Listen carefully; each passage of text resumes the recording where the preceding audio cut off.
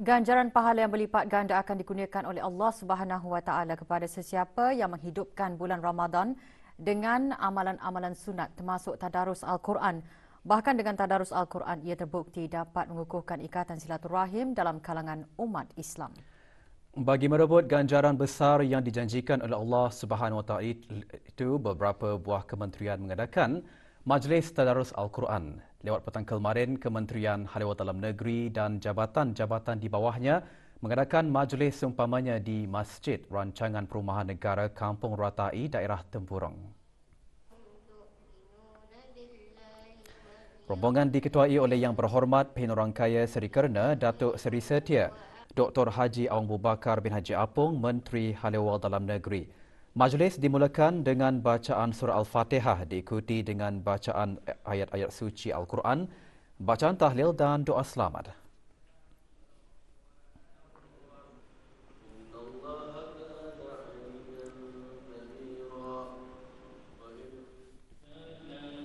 Juga mengadakan majlis yang sama Kementerian Kebudayaan, Belia dan Sukan di Masjid Kampung Puni, daerah Tempurung.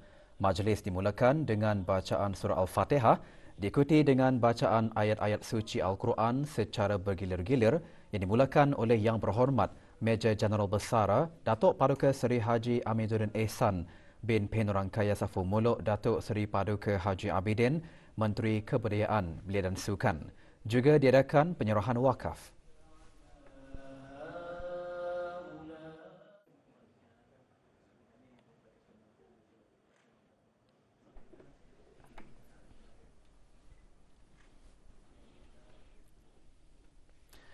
Kementerian Haliwal Ugama meneruskan lagi majlis bertadarus di Masjid Utama Muhammad Saleh Pekan Bangar, daerah Tempurung.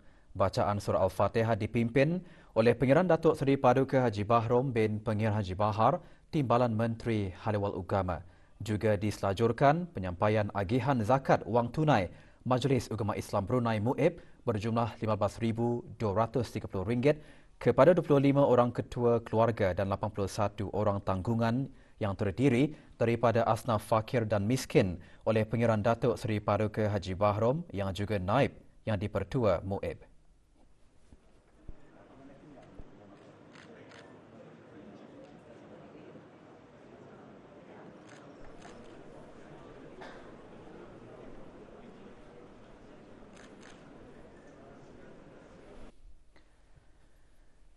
Pusat Dakwah Islamiah juga mengadakan majlis serupa bersama golongan mu'alaf di Balai Ibadat Kampung Sukang, Ulu Belait. Rombongan diketuai oleh Awang Haji Abdul Rajid bin Haji Muhammad Saleh, Pengarah Pusat Dakwah Islamiah.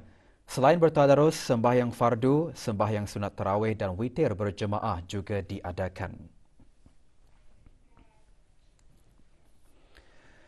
Kepimpinan penghulu mukim dan ketua kampung masa kini telah mengalami perubahan yang besar, semakin berat dan mencabar sesuai dengan perkembangan dan tuntutan zaman. Berucap pada majlis pengundian dan pemilihan calon ketua kampung Puni dan Batang Tuau Mukim Bangar, Yang Berhormat Awang Haji Imran bin Haji Sabtu, Ahli Majlis Mesyuarat Negara, menjelaskan kepimpinan seorang penghulu dan ketua kampung itu haruslah menyeluruh dalam pelbagai bidang, iaitu dalam bidang perekonomian, kemasyarakatan, keagamaan, kebajikan dan pendidikan. Majlis diadakan pagi tadi di Kompleks Dewan Kemasyarakatan Pekan Bangar, Tempurung. Yang menyedari akan hakikat demikian, sebagai seorang penghulu atau ketua kampung haruslah bersedia memikul tugas dan tanggungjawab yang diamanahkan dengan melengkapkan diri dengan ilmu dan pengalaman, berbagai kemahiran serta peka akan perkembangan semasa, mengenal pasti kemahuan dan keperluan masyarakatnya. Di samping mempunyai akhlak budi pekerti yang baik, berwibawa serta mempunyai pandangan yang jauh ke hadapan yang dapat membawa perubahan dan idea-idea baru yang dapat membangun masyarakat dan kampungnya. Calon tunggal jawatan Ketua Kampung Puni dan Batang Tuau Awang Asyawari bin Haji Abdul Rahman berusia 48 tahun merupakan seorang kaki tangan kerajaan dan juga pemangku Ketua Kampung Puni dan Batang Tuau. Daripada 248 orang mendaftar dan layak mengundi, hanya 183 orang hadir mengundi. Daripada jumlah tersebut, 181 orang bersetuju dan 2 orang tidak bersetuju, manakala tidak ada undi rosak. Juga hadir Pengiran Muhammad Amir Mubarak bin Pengiran Haji Hashim, pemangku pegawai daerah Temburong. Kita melipat kertas undi di dalam. Sementara itu, Majlis Pengundian dan Pemilihan Calon Ketua Kampung Menengah akan diadakan pada hari Jumaat 23 April 2021 di Dewan Belalong, Kompleks Dewan Kemasyarakatan Pekan Bangar. Penduduk Kampung Menengah dan sekitarnya terdiri daripada rakyat ke bawah Duli Yang Maha Mulia dan penduduk tetap dan tinggal bermastautin serta yang berumur tidak kurang 18 tahun boleh mengundi sehingga 22 April ini di Rumah Pemangku Ketua Kampung Menengah dan di bahagian institusi mukim dan kampung Jabatan Daerah Temburong.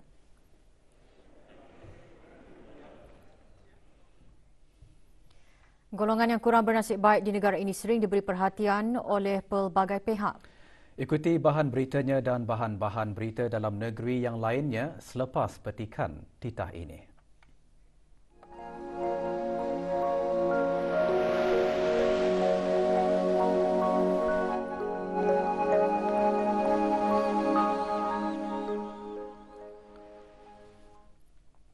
Masyarakat di negara ini memang memandang berat terhadap mereka yang kurang bernasib baik seperti warga emas dan anak-anak yatim, sejajar dengan ajaran Islam menggalakkan umatnya supaya hidup saling bantu-membantu ke arah kebaikan, lebih-lebih lagi semasa bulan Ramadan.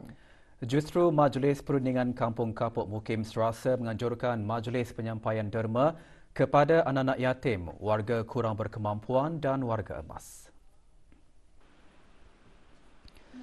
Derma disampaikan oleh Awang Misli bin Haji Abdul Karim, Pegawai Daerah Brunei dan Muara, seramai 9 orang anak yatim Kampung Kapuk, 17 orang warga emas dan warga kurang berkemampuan Kampung Kapuk dan Rancangan Perumahan Negara Kampung Meragang menerima derma sumbangan daripada Syarikat Butra Industri Sendirian Berhad, Syarikat Sifana Sendirian Berhad dan Syarikat Pumen Sendirian Berhad. Juga hadir ahli Majlis Mesyuarat Negara.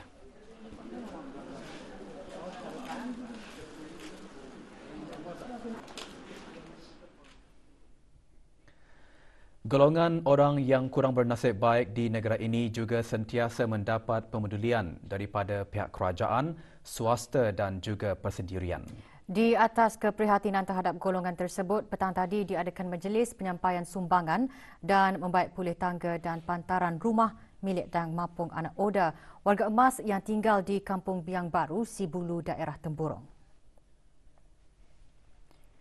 Penyerahan sumbangan disampaikan oleh Pengiran Muhammad Amir Mubarak bin Pengiran Haji Hashim, pemangku pegawai daerah Temburong, kepada Dayang Aimin Nazira binti Abdullah Palong, anak saudara kepada Dayang Mapung Anak Oda. Manakala membaik pulih tangga dan pantaran rumah milik Dayang Mapung Anak Oda dikendalikan oleh Dash Team dengan kerjasama Jabatan Daerah Temburong.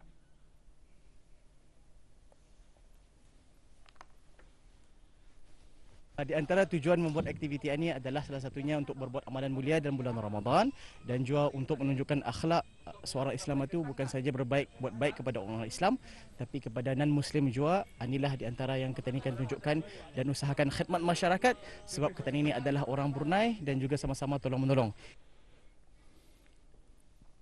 3 kes sembuh dilaporkan hari ini dengan tiada kes baharu jangkitan COVID-19 dicatatkan.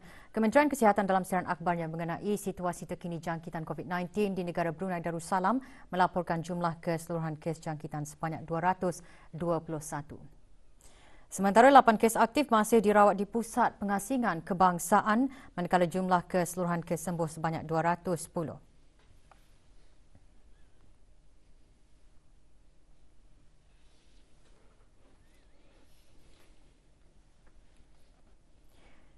Kes terakhir jangkitan tempatan COVID-19 dilaporkan pada 6 Mei 2020, manakala jumlah kes import sejak kes jangkitan terakhir tempatan dilaporkan sebanyak 80 kes. 579 orang sedang menjalani pengasingan diri mandatori, 16,826 orang mendapatkan pengasingan diri mandatori sejak Mac 2020.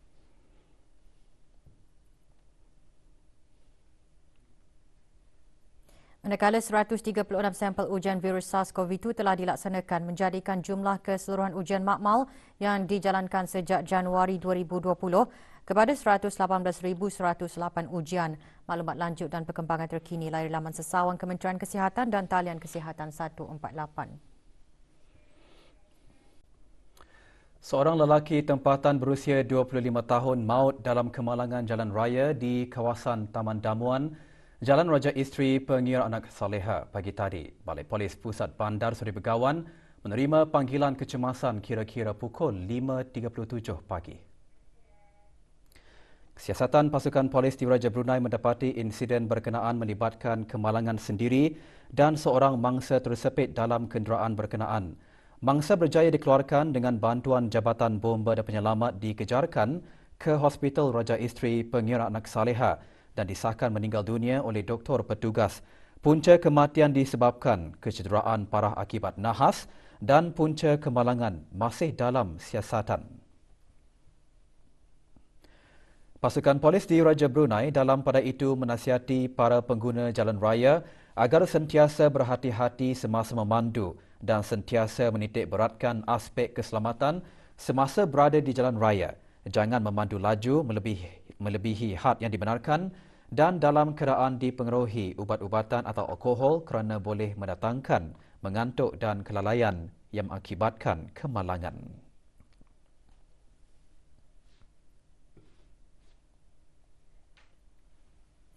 Negara Brunei Darussalam sentiasa mementingkan kesejahteraan dan kebajikan golongan orang kelainan upaya atau OKU dan giat berusaha untuk memperkasa penyertaan OKU dalam bidang pekerjaan, pendidikan dan masyarakat. Kerajaan Kebawah Dulia Maha Mulia melalui Kementerian Kebudayaan Belia dan Sukan sedang melaksanakan beberapa tindakan seperti menggubal dasar berkaitan golongan OKU serta review pelan tindakan orang kelainan upaya di bawah jawatan kuasa khas warga emas dan orang kelainan upaya Majlis Kebangsaan Isu Sosial. Ia bagi memastikan golongan tersebut diberikan peluang yang sama dan mencapai kualiti kehidupan yang baik. Ikuti laporannya bersama Siti Nur Maziah Jini. Pelan tindakan orang kelainan upaya antaranya memfokuskan kepada pembangunan, kesejahteraan, kebajikan dan sistem sokongan mesra. Menurut Kementerian Kebudayaan Belia dan Sukan, antara isu kritikal yang dikenal pasti dalam pembangunan golongan OKU ialah pengupayaan golongan OKU untuk hidup secara berdikari dengan sokongan masyarakat dari segi dasar, infrastruktur dan moral. Berdasarkan statistik Kementerian Kebudayaan Belia dan Sukan, setakat ini 117 OKU telah berdaftar di Job Center Brunei dan 44 orang daripadanya mendapat pekerjaan. Kaji selidik 2019 oleh Jabatan Pembangunan Masyarakat Japim menunjukkan 75 OKU bekerja di sektor awam dan 35 OKU di sektor swasta. Negara Brunei Darussalam melalui pendekatan Hall of Nation akan terus berusaha untuk meningkatkan lagi keberkesanan program yang akan memperkuatkan kebolehkerjaan dan kebolehpasaran bagi golongan OKU.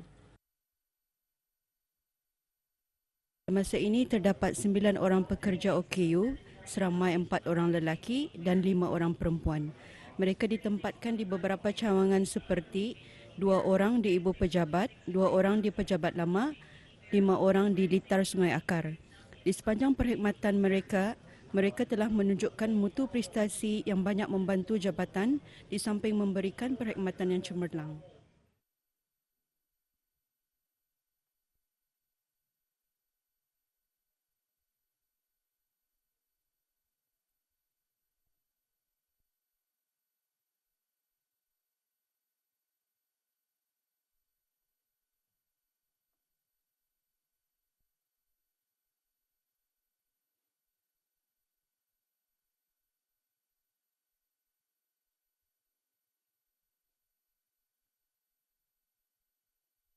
Pengambilan pekerja OKU merupakan tindakan yang murni kerana majikan dapat membantu pekerja OKU meningkatkan taraf hidup dan pada masa yang sama mempromosikan peluang pekerjaan yang sama rata tanpa mengira status individu. Dengan pemberian peluang untuk bekerja, latihan dan bimbingan, pekerja OKU juga boleh menunaikan tugasan. Penglibatan mereka dapat menyumbang ke arah pembangunan negara. They are very good. So both of them are working since 2018, and they finished their first contract, which is 2 years, and they're continuing with us. We have no problem, continuing or renewing their contracts. So we are more happy to employ, staff like them. Pada pandangan saya, bekerja sendiri macam mana, dah pergi bergantung arah orang, lebih menjamin kehidupan orang OKU macam kami lah. Dan kalau boleh, orang OKU di luar sana bagi peluang tiap. Alhamdulillah, jangan untuk aku boleh support untuk diriku sendiri dan keluargaku. Memandangkan masa ni perlindunganku dua-dua sepincin. Negara Brunei Darussalam akan sentiasa berusaha dalam memastikan pensejajaran dasar kebangsaan dengan komitmen antarabangsa dan serantau dalam mempromosi hak serta kebajikan bagi golongan OKU. Laporan Siti Normazia Jini untuk Berita RTB. 300 kontainer bubur kacang dan 250 kontainer juadah berbuka telah diagih-agihkan kepada golongan yang memerlukan. Aktiviti seumpama itu merupakan salah satu kegiatan tahunan Persatuan Pandu Puteri Brunei Darussalam dalam bulan Ramadan dan sebahagian dari rangkaian kegiatan keagamaan, amal dan kemasyarakatan yang diunggahkan oleh ahli-ahli Persatuan Pandu Puteri Brunei Darussalam pada tahun ini dalam projek Titian Kasih. Aktiviti memasak bubur diadakan di Ibu Pejabat Persatuan Pandu Puteri Brunei Darussalam di Anggrek Desa Berakas. Antara yang menyertai aktiviti Dang Haja Siti Hafsah binti Haji Abdul Halim, Ketua Pesuruhjaya Persatuan Pandu Puteri Brunei Darussalam.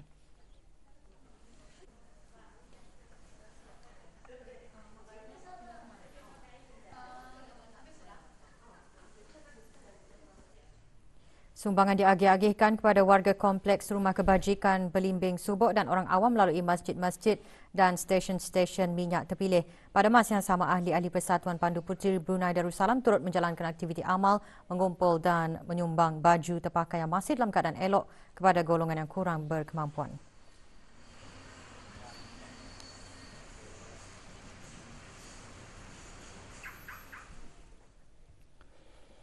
Pasukan polis di Raja Brunei memohon kerjasama orang ramai untuk mengesan seorang pekerja lelaki warga negara Bangladesh berumur 41 tahun yang dilaporkan lari daripada majikan.